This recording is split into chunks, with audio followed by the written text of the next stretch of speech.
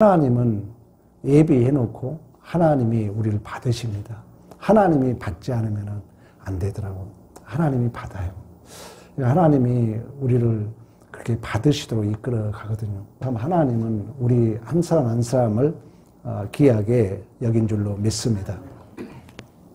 이 27장은 아주 중요한 메시지가 있어요. 이제 배를 타고 바울이 로마를 향해서 갑니다. 가이사라를 출발하여 그레데 섬 미양에 도착해요. 근데 만만치 않아요. 풍랑을 만나고 힘들게 이 미양에 도착을 하는데 너무 힘들게 도착해가지고 유대절기 대속죄일이거든요. 그 속죄일이 지난 겨울에 도착을 합니다. 우리의 인생의 여정을 얘기해주고 있는 거예요. 겨울에 도착했기 때문에 바다가 보통이 아닙니다. 겨울에는 엄청 바람이 불고 특히 이 지중해 겨울에는 바람이 불어가지고 엄청 배들이 위험하는 그런 이제 위치에 선 거예요. 겨울이 왔기 때문에. 그래서 사도 바울이 이 배가 더 이상 가기는 위험하니까 이 미항에서 겨울을 보내고 가자 그 얘기를 하는 것입니다. 그랬더니 이 백부장이 모든 것을 결정을 해야 되는데 백부장이 말을 안 들어요. 백부장은 어쨌든 믿음이 없으니까 경험, 우리의 이성 이런 이제 이성과 경험은 우리가 윤리도덕이 그런 얘기 했잖아요. 남들이 이걸 이제 타자들이 만든 하나의 언어적 기표 또는 상징계라 그러거든요. 그러니까 우리가 잘못하면은 그런 장치에 매일 수 있다는 거예요. 이 백부장도 자기가 바울과 관계 속에서 판단한 것이 아니라 남의 이야기를 듣고 물론 선장과 이러한 선원들의 그 경험 얘기를 듣고 결국 베닉스 항으로 항해가 계속됩니다.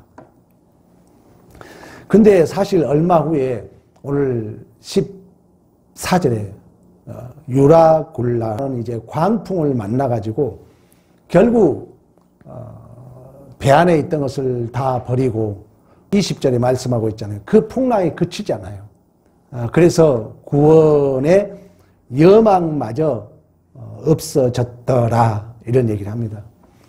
근데 이 배에 탄 사람들은 바울은 사실 하나님의 주권에 의해서 죄수의 몸으로 끌려가지만 배에 탄 사람들은 이 배가 지금 이집트에 있는 알렉산드리아 도시에서 이탈리아, 로마로 곡물을 수송하는 무역선입니다.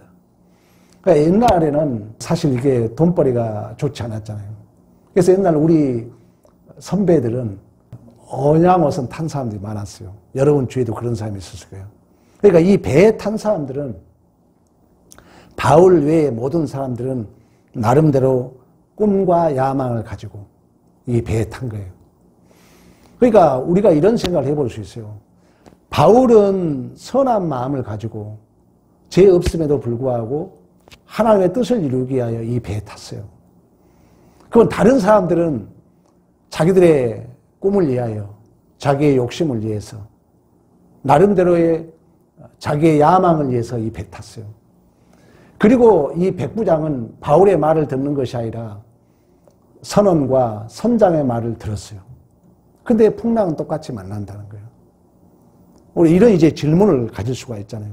왜 하나님을 모르는 사람들이야 당연히 자기의 욕심과 꿈을 향해서 야망을 향해서 갔기 때문에 또 이 백부장을 비롯하여 이 선장과 선원들은 바울의 말을 들었지 않았기 때문에 당연히 풍랑을 만난 것이 어떻게 보면 당연하다고 볼 수가 있어요.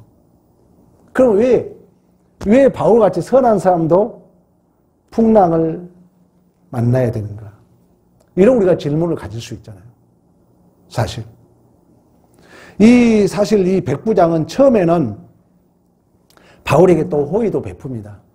3절에 여러분 봐보세요. 3절에 보면은 바울에게 호의를 베풀어요. 야, 친구들 만나서 대접을 받아라. 근데 바울은 나름대로 알고 있어요. 10절에 보면은 이 배가 분명히 생명에도 타격을 많은 손해를 끼치리라. 결국 이제 백부장은 나름대로 처음에는 바울을 믿는 것 같지만 결정적인 이제 문제 있을 때는 이 백부장이 바울의 말을 듣는 것이 아니라 10절에 말씀하고 있잖아요. 선장과 선주들의 말을 바울의 말보다 더 믿었더라 이렇게 말씀을 하고 있는 것을 볼 수가 있습니다.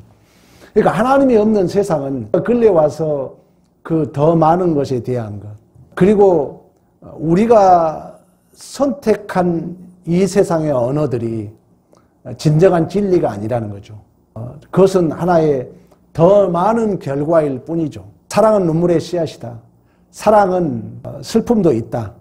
근데 눈물의 씨앗이라는 이것이 진리로 선택된 것은 진정한 진리이기 때문에 진리로 선택되는 것이 아니라 한마디로 다수결의 원칙, 더 많은 것, 더 많은 사람들이 거기에 공감했을 뿐이죠. 그런 것처럼 그러한 세상적인 더 나은 것, 더 많은 것에 포획당해 살아간다는 거죠. 이 세상 사람들이. 우리도 마찬가지예요. 우리도 그럴 수 있다는 거예요. 자꾸 우리 자신에 대한 질문을 해야 돼요. 내가 이러한 선택이, 이러한 결정이, 이러한 가치관이 정말 우리 목사님 말씀에 내가 따라서 결정하고 있는가? 아니면 나도 그냥 세상이 이미 타자들이 만들어 놓은 그 언어적 장치에 내가 항복되어 있는가? 우리는 고민을 해야 된다는 것입니다. 그러나 여전히 오늘 중요한 문제는 뭐라 했어요? 이처럼 자기의 꿈, 자기의 욕심, 자기의 야망, 주의 종의 말도 듣지 않고 그냥 자기 마음대로 가는데, 그러면 선한 바울은 뭡니까? 왜 바울도 이러한 풍랑을 만나야 되느냐의 문제라 오늘 본문에. 왜 우리도 동일하게 그러한 풍랑이 있는 배에 승선하게 했는가? 이게 오늘 여러분과 함께 제가 나누고자 하는 말씀이라는 것입니다. 하나님이 없는 세상은 그들의 모든 인생과 목표, 가치를 세상에 두고 살아갑니다. 세상이 전부야. 그래 우리 바벨론 계시록에서 공부하고 있잖아요. 세상은 없어진다 그러잖아요. 또 이 세상은 사실 사탄이 왕노릇합니다. 그리고 이 세상은 죄악이 관영한 곳입니다. 이 세상은 악하게 사는 것이 이기는 거예요. 그게 원리예요. 힘의 원리가 그렇지 않습니까? 그러나 신자들을 왜 그러면 그곳에 보냈는가? 요셉에서 그걸 말씀해 주고 있잖아요. 왜 요셉이 형제들에게 팔림을 당했는가? 하나님이 그들을 구원하기 위하여 하나님이 먼저 그들을 보냈다고 말씀했던 것처럼. 왜 하나님이 우리를 아무 풍랑 없고 문제도 없고 슬픈 일도 없고 고난도 없이 우리를 인도하면 얼마나 좋겠어요. 여러분이 알고 있는 형통함을 뭐라고 합니까? 형통함을 우리 기독교인들이 잘못하면 오해하거든요. 아무 문제 없고 근심 없고 염려 없고 걱정 없는 걸 형통함이라 그러거든. 아닙니다. 하나님은. 형통함을 성경에 가장 반복적으로 쓴 성경이 누구와 관계되냐면 요셉과 관계된 내용입니다. 그러니까 요셉은 형들에게 팔림을 당하거든요. 요셉은 감옥에 누명을 쓰고 감옥에 갇히거든요. 근데 성경은 요셉을 형통케 했다 그래요. 그러니까 하나님은 우리를 형통케 한다는 것은 뭐냐면 죄와 멀어진 것이 형통함인 줄로 믿습니다. 죄와 멀어지고 하나님 붙들도록 살도록 이끄는 것이 형통함이라는 거예요. 문제 없는 게 형통함이 아니라, 내가 힘든 일을 겪음으로 하나님 내가 잘못했습니다. 내가 더 하나님 앞에 기도해야 되는데, 더 하나님의 말씀대로 살아야 되는데, 그 삶의 정황이 현상적으로 내가 힘든 일이 있지만 하나님 입장에서는 우리를 형통케 인도한 줄로 믿습니다. 하나님이 또 마찬가지예요. 또 다른 구조는, 왜 하나님이 풍랑을 만난 자들과 함께 죄악이 관영한 그 배에, 그 공동체에, 그 회사에, 아직 원수 같은 그 자녀를 둔 그 가정에 왜 우리를 두고 있냐는 얘기예요. 우리는 좀 아무 문제 없으면, 아무 환란이 없으면, 아무 풍랑이 없으면 얼마나 좋겠습니까? 그러나 하나님은 그들을 구원하기 위하여, 그 풍랑을 만난 자들을 구원하기 위하여, 염려 가운데 있고 근심 가운데 있는 자들에게 진정한 평화를 주기 위하여, 하나님은 우리 역시 동일하게 그 풍랑에 만난 배에 우리를 승선하도록 이끌어 가신 줄로 믿습니다. 결국 신자의 삶이라는 것은 예수 그리스도께서 죄인된 우리들을 구원하기 위하여 성육신하셨던 것처럼 우리 예수님께서 제가 관영한 그 세대에 높고 높은 보좌를 버리시고 낮은 몸, 육신의 몸을 가지고 그 현장에 찾아왔던 것처럼 하나님은 여러분들의 지금 정황이 불편합니까? 사실 여러분이 생각하기에 우리 교회에 어떤 문제가 있습니까? 여러분의 가정에, 여러분의 직장에 사실 못마땅히 있을 수 있죠. 근데 우리 믿는 자가 엄밀히 말하면은요, 절대 핑계하면 안 됩니다. 그 못마땅을 네가 감당해 너를 보냈다는 거예요. 교회가 부흥이 안 되잖아요. 그걸 깨닫는 사람 네가 전도하라는 거예요. 교회가 기도가 적잖아요. 네가 기도하라는 거예요. 깨닫는 자가. 하나님이 그러기 위해서 우리를 보냈다는 거예요. 교회가 사랑이 없다고 그러잖아요. 너가 사랑하기 위해서 보냈다는 거예요. 우리를 보낸 목적이.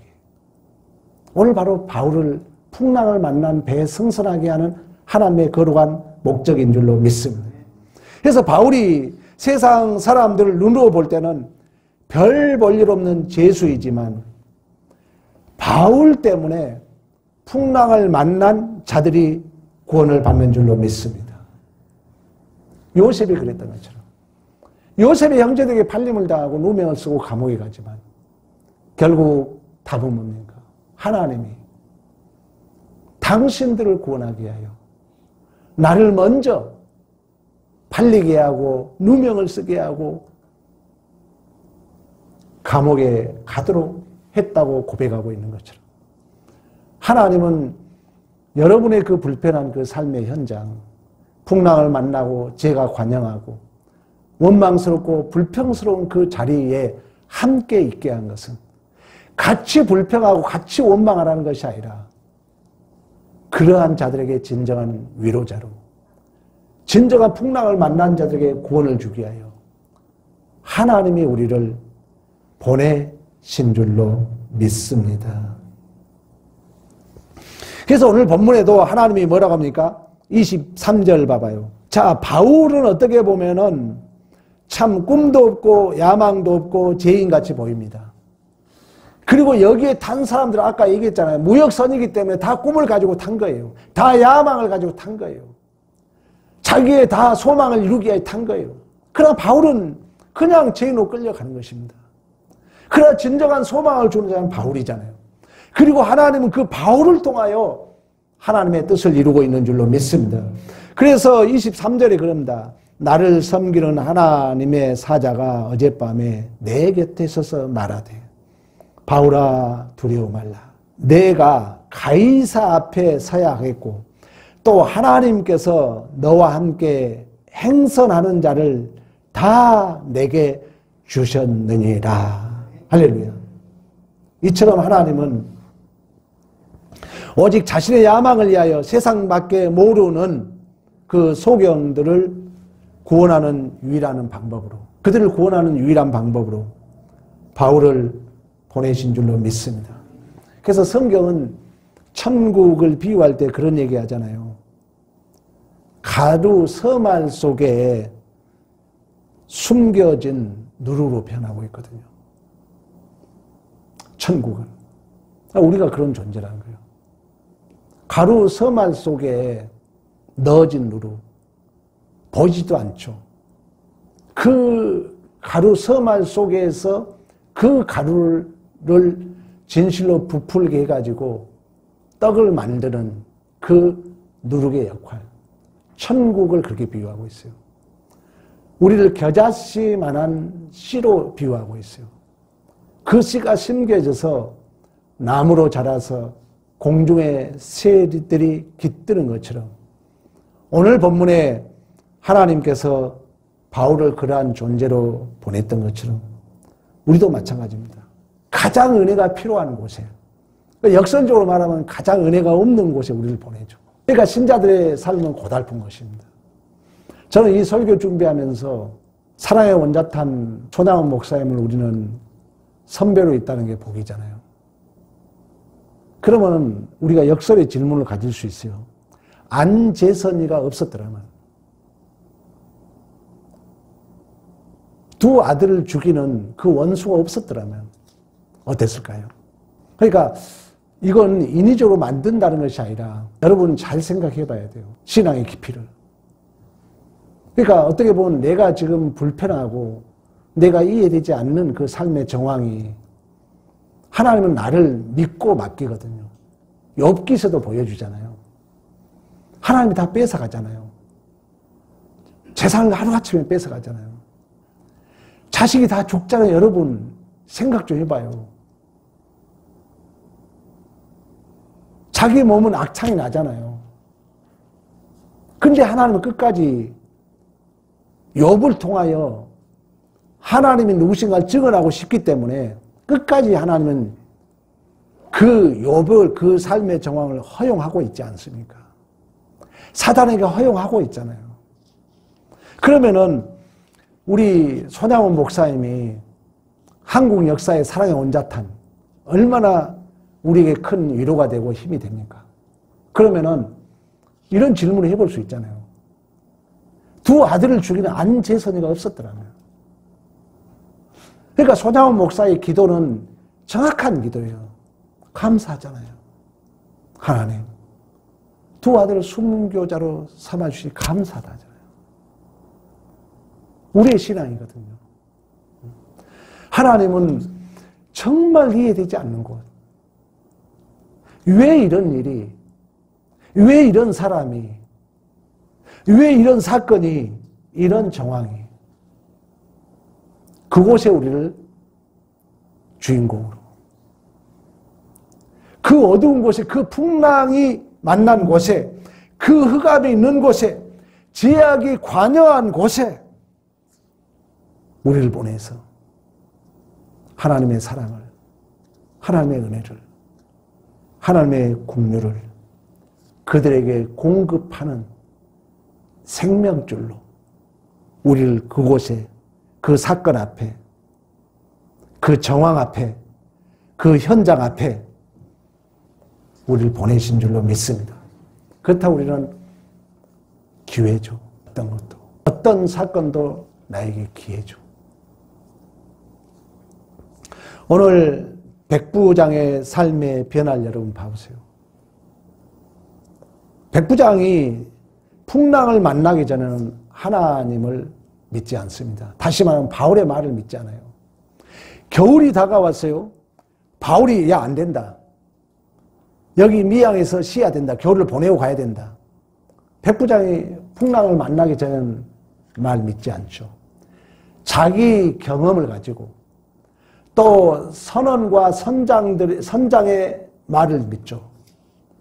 그래서 바울의 말을 안 믿어요. 이제 풍랑을 만나서, 풍랑을 만나고 나니까 바울의 말을 들어요. 여러분, 너무나도 간단한 내용이잖아요. 그렇다면 그 풍랑의 은혜죠. 그 비바람의 은혜죠. 오늘 본문에 그러잖아요. 24절에 바울이 그러죠. 하나님이 만났다. 두려워하지 마라. 야, 여러분 안심해라. 나는 내게 말씀하신 그대로 되리라고 하나님을 믿노라. 반드시 한 섬에서 우리가 걸리리라. 그들을 안심시킵니다. 그러나 사공들은 30절에 그러잖아요. 도망가기를 원합니다. 말을 안 들어요. 사공들은 바울의 말을 믿지 않습니다. 그래서 사공들이 도망가려고 그러죠. 그래서 이제 돛을 내리는 채하고 거룻배를 바다에 보트를 쉽게만 내려가지고 이제 도망가려고 그럽니다. 아무래도 이 사공들 보기에는 바울의 말이 안 믿어지는 거예요. 도저히. 그때 바울이 뭐라 합니까? 백부장과 군인들에게 이 사람이 배에 있지 아니하면 너희가 구원을 얻지 못하리니 이에 군인들이 거룻줄을 끊어 떼어 버리니라. 그러니까 백부장은 그 풍랑을 만나기 전에는 바울의 말을 믿지 않고 선원들과 선장의 말을 들었잖아요. 이제 풍랑 만난 후에는 바울의 말을 믿습니다. 그리고 그 선원들이 도망가려고 할 때 거룻줄을 끊어버려요. 보트 못 타고 못 도망가게. 하나님은 이처럼 우리에게 환난을 줘서, 우리에게 고난을 줘서, 또 우리에게 풍랑을 주어서 하나님을 의지하도록 하는 줄로 믿습니다. 그래서 하나님께서 우리를 인도하는 삶은 세상의 눈으로 보면은 불평스럽고 원망스럽고 끝이라고 할 수 있는 그 지점. 우리도 그런 자리에 있었잖아요. 우리가 그런 자리에 있었지만 하나님의 은혜로 여러분 그런 자리에서 구원받았잖아요. 여러분이 예수 믿으니까 저도 내 자신을 바라보면 그래요. 어떤 문제가 이렇게 일어나면은 얼마나 심판하길 좋아하고 정죄하길 좋아하고 그 원망스럽고 불평스러웠던 그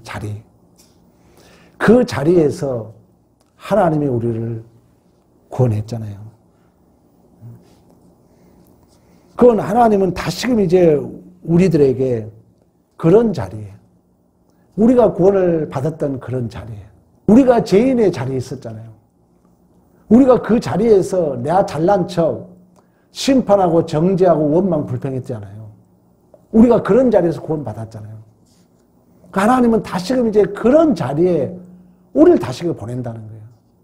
그래서 내가 구원받았던 것처럼, 그 예수의 은혜로 내가 구원받았던 것처럼, 예수의 은혜로 내가 지금 은혜를 누리고 있는 것처럼 다시금 하나님은 그러한 풍랑의 자리, 제가 관영한 자리, 원망스럽고 못마땅한 자리로 우리를 보내서 우리를 통하여 우리가 받았던 그 은혜를, 우리가 받았던 그 하나님의 공유를 우리를 통하여 그들에게 공급되기를 원하신 줄로 믿습니다.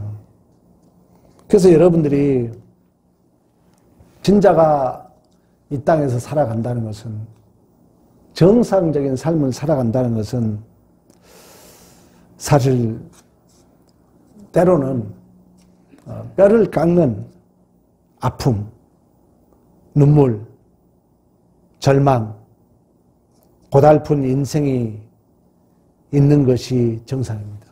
물론 사람마다 다를 수 있어요. 그러나 우리 다니엘 기도회를 보면서 장애인들이 많이 등장하잖아요.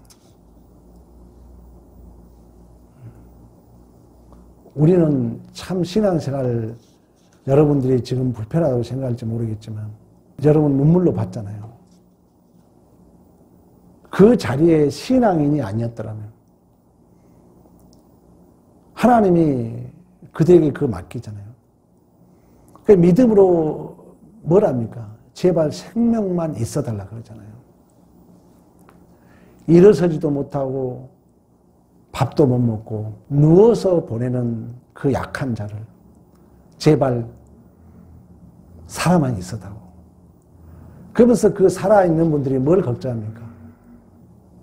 내가 얘들보다도 하루만 더 살았으면 좋겠다. 뭐 오래 살고 싶어서 그러겠어요? 내가 이들을 도와줘야 되기 때문에, 내가 이들을 보호해야 되기 때문에 하나님은 우리를 그런 곳으로 인도한 줄로 믿습니다. 근데 우리에게 복이라는 거예요. 기회라는 것입니다. 우리 믿는 자들은 명예롭고 복 있는 기회라는 거예요. 절대 원망하면 안 됩니다. 절대 우리는 불평하면 안 돼요. 왜? 내가 아니면은 우리도 그런 자리에 있었거든요. 우리도 육체적으로는 썽썽하지만 영적으로 우리가 다 불구자였잖아요. 우리 다 불치병을 앓았던 자들이에요. 거기서 우리가 구원을 받았던 것처럼 하나님은 때때로 그런 자리에 우리를 보내서, 그런 풍랑의 자리에 오늘 바울을 보내서 그들에게 구원의 소식을 전하고 있는 것처럼 우리 역시 인생의 여정에 그런 낙심하는 자리, 절망한 자리, 한숨 있는 자리, 풍랑 있는 자리에 우리를 보내서 우리를 통하여 우리가 그런 자리에서 구원받았던 것처럼 우리를 통하여 하나님의 은혜가, 바울이 얼마나 여러분 고백합니까? 내가 죄인 중에 괴수였다. 내가 만삭되지 못한 자였다. 내가 사도라고 일컬음을 받을 자격이 없는 자였다. 그러나 내 은혜가 족하도다. 이런 국률하심을 본이 되기 위하여 나를 이방인 사도로 부르셨다 그러잖아요. 그런 것처럼 여러분들에게 주어진 그 책임을 절대 우리는 원망하지 않는 것입니다. 제가 지난주에도 얘기했던 것처럼 이걸 고독한 책임이라고 그래요. 나 혼자 감당해야 되니까. 누굴 끌어오면 안 되니까 고독하다 그러는 거예요. 그래서 이 고독함을 어느 주석가는 이렇게 해석했더라고. 내 책임을 원망, 불평, 누구에게 떠넘기지 않는 것을 고독함이라 그러더라고. 그 고독함을 우리가 감당해야 돼요. 오늘 또 우리 권사님 늦게 우리 안수 집사도 열심히 하지만 또 교회 청소하기 위하여 사실 고독함이죠. 내가 하나님이 나에게 명예를 줬다고 이걸 믿는다면 원망할 수 없어요. 불평할 수 없어요. 많이 있죠. 우리 교인들이 한 이상 있잖아요. 저 사람이 좀 했으면 할 수 있죠. 그러나 현상적으로 나에게 불편하지만 나에게 복이라는 거예요. 하나님이 나를 믿어서 그 일을, 그 정황을 기회로 줬다는 것입니다. 그걸 여러분들이 믿음으로 받아들이고 이 고독한 책임 원망하지 않고 불평하지 않고 누구에게 책임 떠넘기지 않고 묵묵하게 나의 이 고독한 책임을 감당할 때 하나님은 달란트 비유에 말씀하고 있잖아요. 착하고 충성된 종아, 네가 작은 일에 충성했으니 더 큰 일을 맡기게 될 줄로 믿습니다. 이러한 믿음의 승리가 있기를 간절히 축원합니다.